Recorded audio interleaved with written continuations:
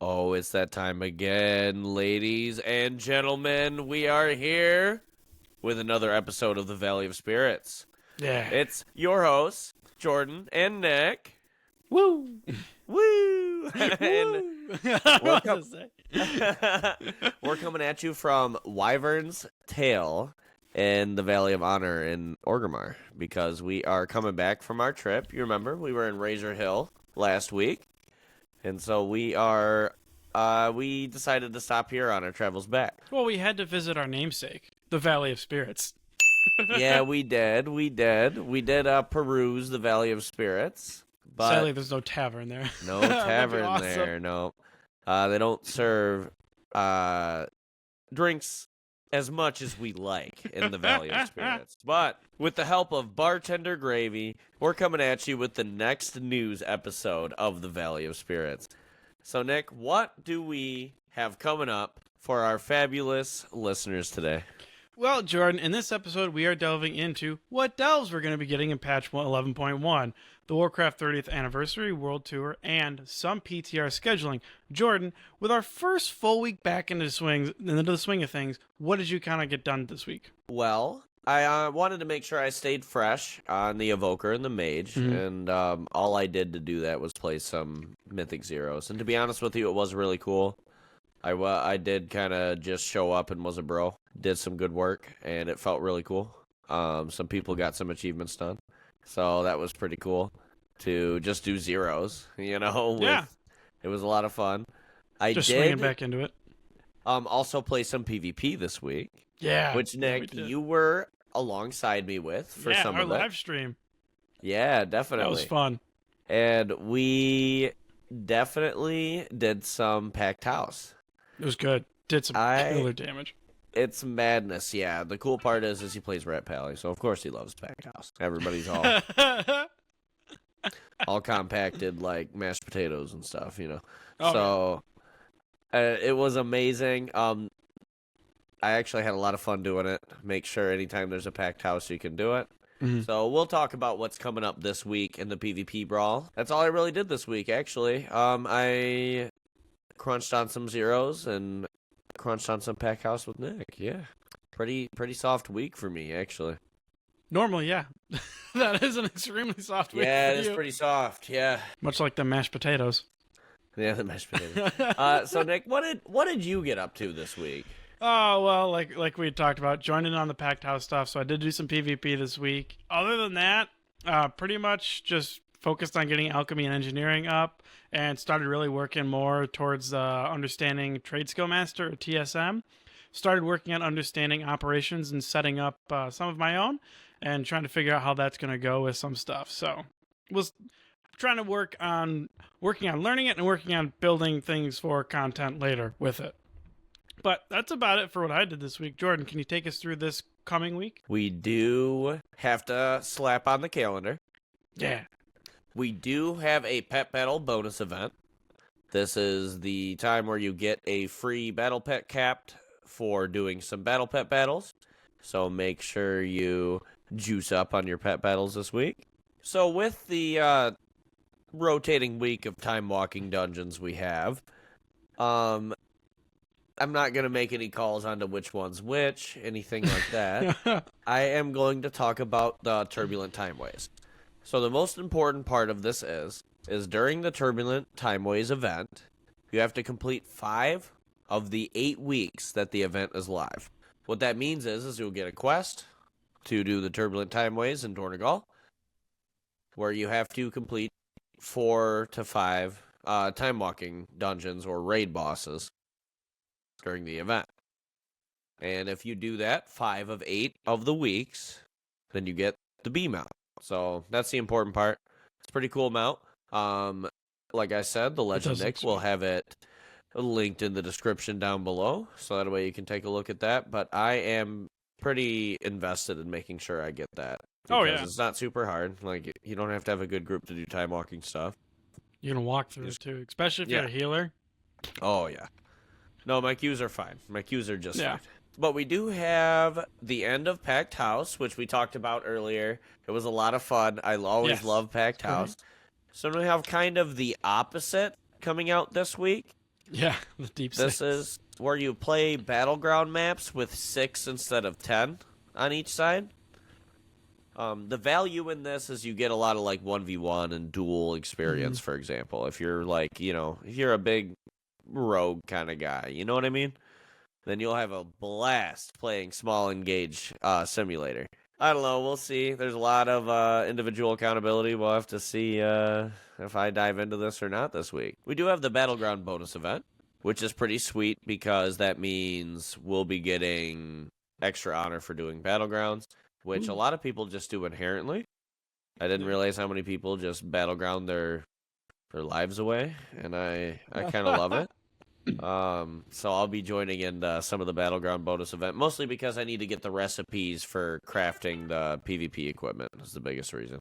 And so that brings me to the end of the calendar this week. So we do have something I just wanted to bring up real quick. If you do end up playing Fate of the Kirin Tor, which the quest is now available, you can head to Dornegal to pick up a quest called Survivor's Guilt. This is a quest it's a shield quest is what I would call it. You'll see the shield around the exclamation mark. And then to start the Fate of the Kirin Tor quest chain, at the end, you will earn the title Witness of the Kirin Tor. So pretty cool title. And that's all I wanted to mention about that. And so, Nick, this is something we actually talked a little bit about before we started recording. Yeah. We have a world tour of the 30th anniversary celebration event. Yep, so as Blizzard puts it, experience the magic of the Warcraft 30th anniversary celebration firsthand at one of 6 intimate gatherings around the world. During the months of February through May 2025, we're uniting the Warcraft community in London, Seoul, Toronto, Sydney, Sao Paulo, and Boston. Enjoy an evening of live entertainment, meet Warcraft developers, and experience unique activities. Check out the website. Link will be in the description as always, but there's limited detail on what these events are, what's happening. We don't even know. Our assumption is that it's another orchestra kind of event with maybe some extra stuff to it that they already did. No idea. We may or may not. We've talked about going to the Boston. Talked about thinking about it. Yeah. We've thought about talking about thinking about it. Yeah.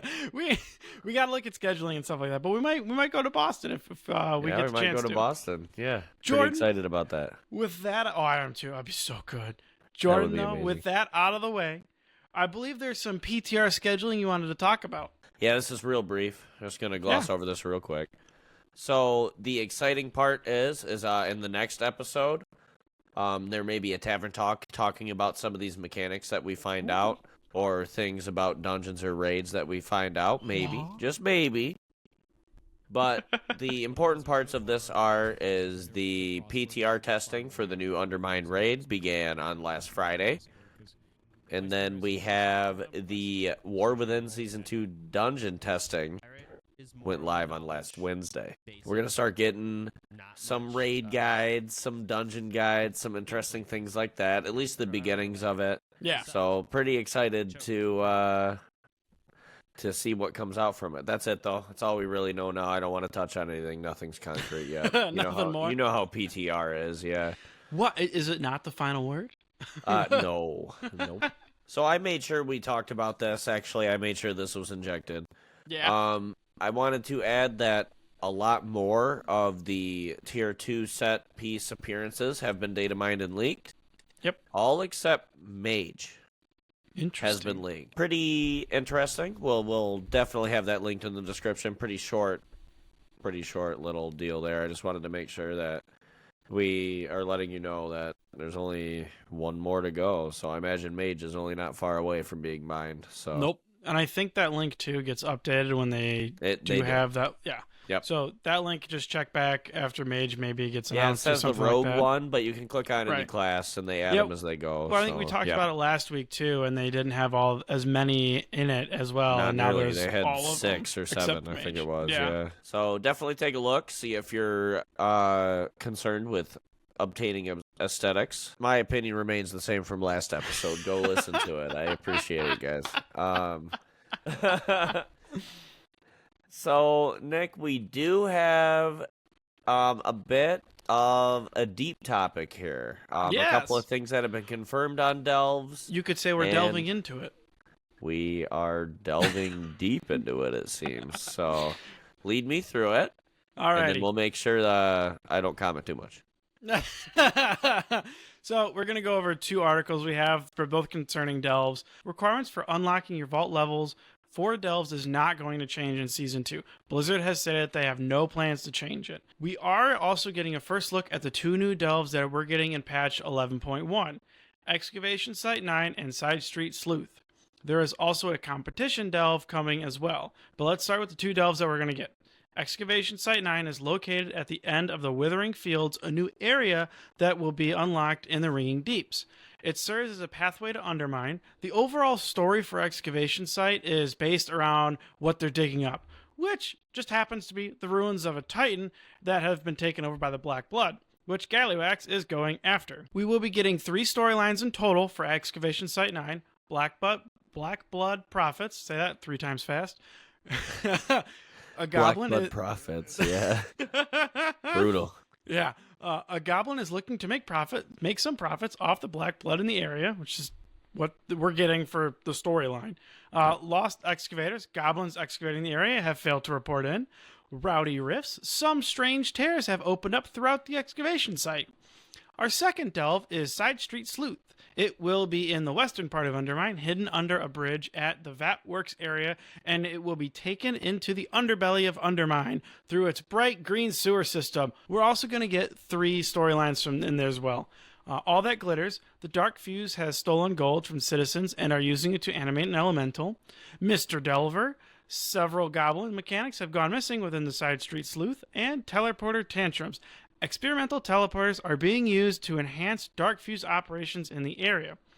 For that competition delve that we talked about a minute ago, we are getting it in 11.1. It's just going to be like it was in Season 1. This is the Season 2 one. It's called Underpins Demolition. This challenge delve is focusing on taking out a goblin that has stolen, or committed the ultimate sin as they put it, stealing brands, treasures, and curios from Season 1. But more importantly, his hat. Which I love that they did that. Yeah. But same thing with Season 1. We are going to have to unlock the delve. So to unlock it, players must complete a Tier 7 delve in Season 2 with 2 lives remaining.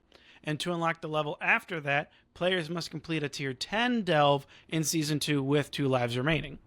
That's pretty much what we have on all the delve stuff. That's as deep as we're going to go on it because we got a lot more going on. Jordan, I believe that wraps it up. So let's go into esports. What do you got for us? Anyway, the reason why I bring this up is because the MDI is really sick and really cool.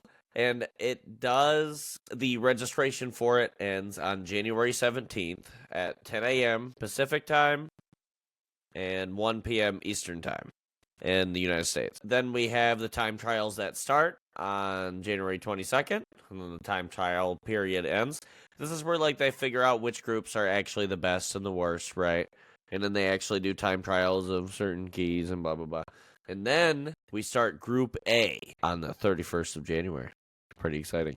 So we're moving into the next MDI. Just wanted to hint a little bit at that. Those are the important dates for now. But Nick, you have something that's actually a little bit more I'm interested in this. It's called a player DDI. Yep. So we also have the Dungeon Dojo Invitational. It's an event that we attempted to join in Season 4 in Dragonflight, but were unable to get a full team together. For those who don't know what it is, the Dungeon Dojo Invitational is a friendly community-driven competition where teams from the Dungeon Dojo challenge themselves. It's a tiered event for teams to showcase their skills for bragging rights and personal bests. It houses 2 major divisions, that's the way they broke it down, competition bracket and exhibition showcase. The competition brackets are scored and ranked, while the exhibition is just for fun and personal bests. The season schedule is as follows. Registration for teams started January 6th and will end on the 17th. The event will be held on the 25th and 26th. The competition bracket is a team of 6 players with 1 in reserve. Players are free to use any of their specs but not change their character after team registration is completed. Each team will have a single attempt in your selected 4-hour window to run your key holder's mythic dungeon key and see how far the team can go. I believe it's the top 5 dungeons that you complete in that 4-hour bracket are what's going to be counted. And if you start one with like 3 hours and 50 minutes into that 4-hour window, that one still counts as long as all of them start within that 4-hour window. The exhibition showcase is all vibes and no scoring is how they put it. Players can engage in a laid-back, enjoyable environment. For instance, who needs a healer? Want to run 5 tanks? You can do it. 5 shamans? Do it. Or you can add your own affixes. Ever tried running a dungeon without your UI? Which would be pretty fun. You can even just try to do speed runs as well.